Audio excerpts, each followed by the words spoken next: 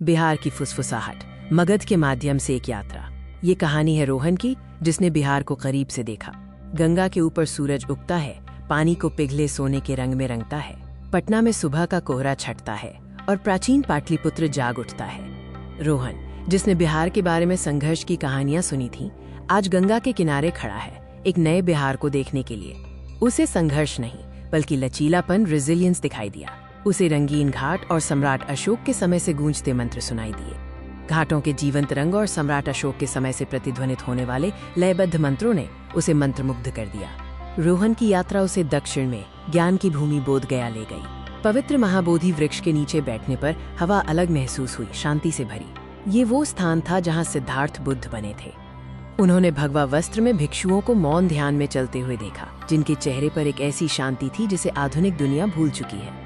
रोहन ने अपनी डायरी में लिखा, बिहार केवल मानचित्र पर एक जगह नहीं है, ये आत्मा का पालना, क्रेडल ऑफ द सोल है। अगला पड़ाव था नालंदा, जहां रोहन ने दुनिया के सबसे पुराने आवासीय विश्वविद्यालय के लाल ईंट के खंडहरों का दौरा किया। उन्होंने कल्पना की कि कैसे दुनिया भर के हजारों विद्वान कभी इन गलियारों में चलते थे। पुस्तकालय और स्तूपों पर की गई नक्काशी अतीत की कहानी बताती है। नालंदा दुनिया का सबसे पुराना आवासीय विश्वविद्यालय था। इसका पैमाना अविश्वसनीय है। ये एक ऐसा समय था जब बिहार वास्तव में दुनिया का बौद्धिक केंद्र था। जब रोहन ग्रामीण हृदय भूमि से गुजरा तो नजारा धान और गन्ने के हरे भरे खेतों में बदल गया। ये ग्रामीण क्षेत्र धान और गन्ने के हरे भरे खेतों से भरा हुआ था, जो बिहार की कृषि समृद्धि को दर्शाता है।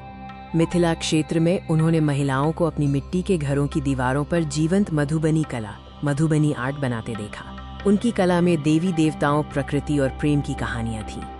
बिहार की सुंदरता केवल स्मारकों में नहीं थी, बल्कि इसमें थी एक किसान की सादगी, छठ पूजा के दौरान लोगों का समर्पण और लिट्टी चोखा का स्वाद। रोहन ने अपनी यात्रा राजगीर में विश्व शांति स्तूपा पर समाप्त की। जैसे ही रोपवे उसे हरे भरे गिरधकुट पहाड़ियों के ऊपर ले गया, डूबते सूरज ने आकाश को बैंगनी और नारंगी रंगों से भर दिया। उसे महसूस हुआ कि बिहार की सुंदरता एक मोज़ेक की तरह है। ये प्राचीन और कच्ची, आध्यात्मिक और मिट्टी से जुड़ी चीजों का मिश्रण है। ये वो भूमि है जिसने दुनिया को अहिंसा, नॉन वायलेंस और लोकतंत्र, डेमोक्रेसी के पाठ पढ़ाए। रोहन अपने साथ केवल तस्वीरें नहीं, बल्कि एक गर्मजोशी भरी याद लेकर गया।